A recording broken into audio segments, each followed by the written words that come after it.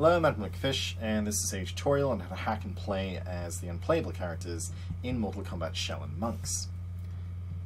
This is specifically people doing it via an emulator. You can also do it on a console, but you need like an Action Replay or a Game Shark or something for that. This is specifically for people who are doing it via console, essentially. For this, you're going to need three things. You're going to need an emulator with the game open. You will need a hacking program such as ArtMoney or Cheat Engine. I do recommend ArtMoney, it's a bit more user-friendly. When you've got both of these open, make sure to click the select process thing here and select PC, SX2 or whatever it is you're using in the drop-down box. You need to do that before any of this will work, essentially. You also need the character values for this game, but don't worry about them, I'll provide those in the description. Realistically speaking, you're either going to have to unlock Scorpion and SubZero, or you're going to need to download a save file before you can do this. You need to have a few different values or to be able to filter and find the character addresses. Just having Liu Kang and Kung Lao won't really cut it in this case. Realistically speaking, I feel like doing that once you've unlocked Scorpion and SubZero would be a bit more satisfying anyway. Particularly because, and this is the best thing about this, once you've gone past a certain part in the main story of the game, you can use an unplayable character until the end of the game.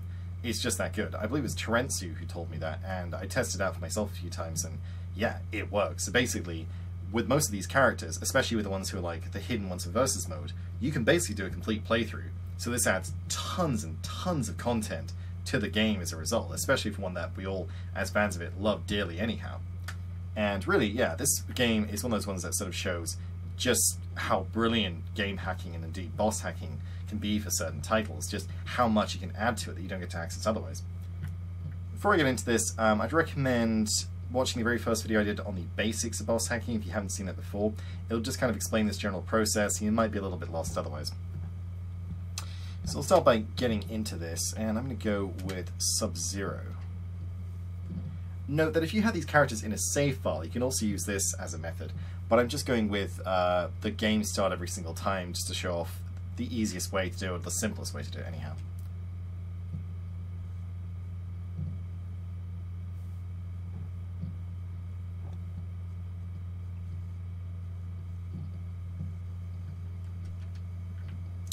Right, SubZero's there. So we're going to search initially. You always search initially, and every other value will filter for, because we're trying to narrow down the address or addresses that affect the character value. With this address range thing here, make sure to select it as all. It doesn't work in the emulator mode, no clue why, as I always say. And let's see, so SubZero in this list, his value is 88. So we're going to put in 88, and then we will click OK to search. Then we're going to exit the game, and this is what we're going to be doing, basically selecting different characters, filtering for their value, exiting out, picking a different character, just going back and forth until we narrow down the character addresses.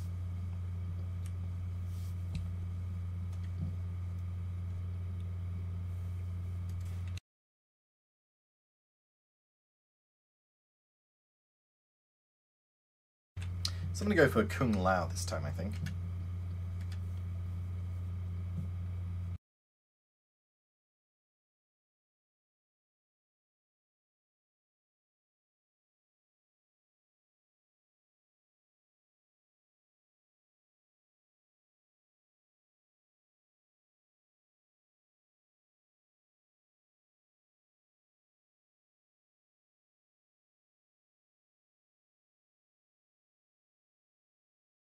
Right, so Kung Lao's value is 1, so we're going to filter this time. You always filter for all the subsequent values. We're going to filter for 1, because that's his value. Cool, and then we're going to exit again.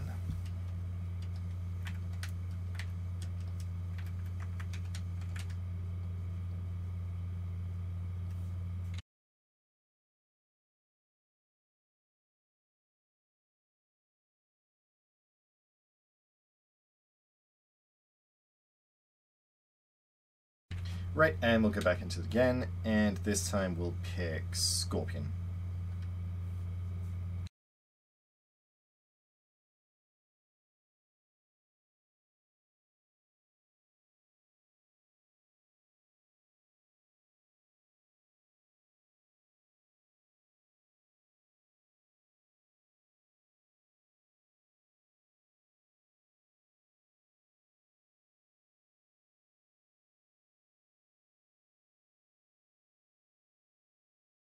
Right, and Scorpion is value 82. So I'm going to put in 82 and then filter that. And that's good. That's getting that narrowed down. Let's just do one more after that.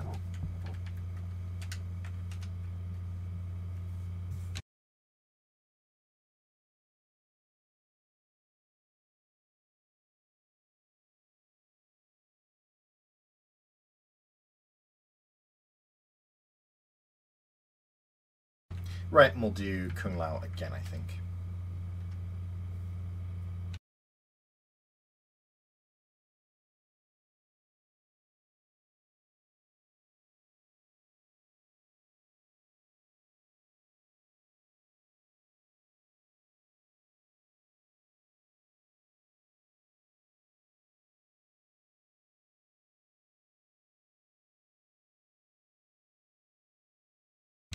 Right, and his value is 1. And those two have changed to 0, so we'll delete those. But yeah, we're left with, is that 10 values? Yeah, it's 10 addresses, rather. In 3D games, you will often have 5 to 10 addresses, just because there's different things that affect different things, like the moveset, the model, various things, basically. In a 2D game, it's like 1 or 2 at the most, but yeah, in a 3D one, you're always going to find 5 to 10. The funny thing is, only about 5 are actually affected, and then they influence the other 10, or however many it is. I've seen it go up to 30 or 40. So all we really need to do is let's exit out. And when you have this many, it's just basically a case of trial and error. So we're going to take the first 5, we're going to put in one of the values that we want, as I will show in a second. So you can do it basically, I'll include this in the description as I said, you can include all of these characters, but I'm going to do one of the hidden versus mode characters just to kind of show my point. So Reptile's 84, so we're going to put 84 into these first 5, and then we're going to click this box next to these descriptions that say values. We're going to click all of those there, because we're going to force the game to load the value of that character. We found the character address, which is the piece of coding that decides the character that's being played as. We're going to force it to load a different one, and that will allow us to then play as a character in single mode. So it doesn't matter who you pick here, because what we've done will overwrite the coding and basically force it to do what we want it to do, essentially.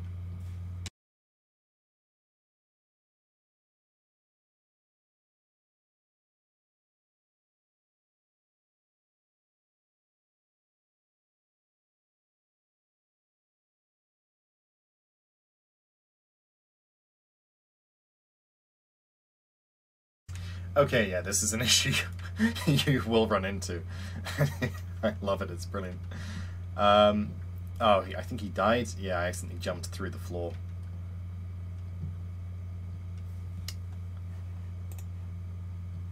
I think it was that one there.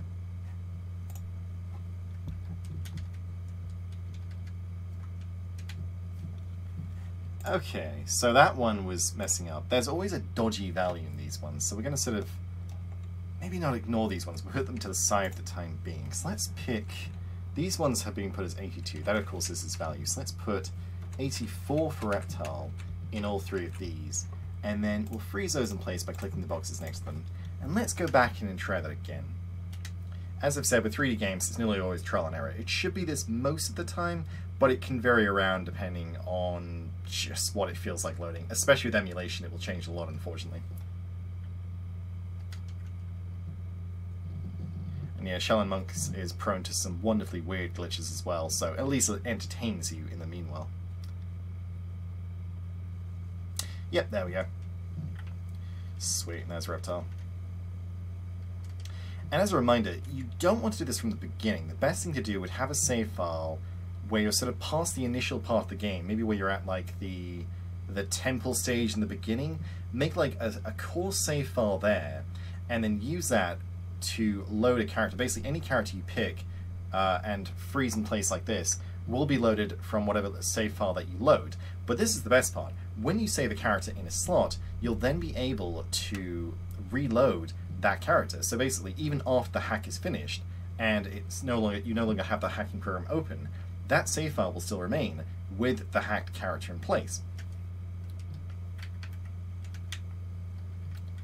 And so yeah, you can do a playthrough as the majority of the characters in the game. There are some characters like Raiden and Sonya and Kabal that don't have any moves. You can't really do that. There's a sort of workaround, give them moves, but it's not really worthwhile. But anyone who's like a boss, like Goro, Kintaro, Kano, Reptile, the boss versions, Reptile, SubZero, and all of them, you can do it with. It's fantastic. It's not very easy with some of them, which is something that I go into on my main channel. I kind of talk about how easy it is to use certain ones over others. But when it comes to the unlockable hidden versus mode characters, it's very doable with them, I have to say. So just a reminder again, it's because of what we put in to these values that forces it to load the character. So let's go for Goro, who's 47. So we'll type 47 into all of these. We've already frozen them in place, we don't need to do anything more with that. So 47 in all of these. And then pick anyone, because again, the hacking we're doing is overriding the coding. And yes, basically when you're doing this, when you find these addresses, narrow it down as far as you can do, there'll be a few dodgy addresses, as there usually are. These will be the ones with the really sort of high values, and they won't do anything, basically. So look for the ones where it is the value of the character that you've hacked once you've gone back to the title screen. And those will be the ones that you need to do, that you need to change and input your own value for, the character of the value you want to play as, and then freeze in place in order to load. Yep, there's Goro. Yep, just that simple. Little more trial and error than most games out there, as you can see. It should work consistently for you. You might have to do a few things different here and there. That is to say, it might be a different order that you get these in. The sort of dodgier values might be in different addresses depending on the list. But just follow what I've said here and you should be just fine. That said, any issues, any queries, please feel free to comment below. Really hope this helps you out. And as always, thank you for watching.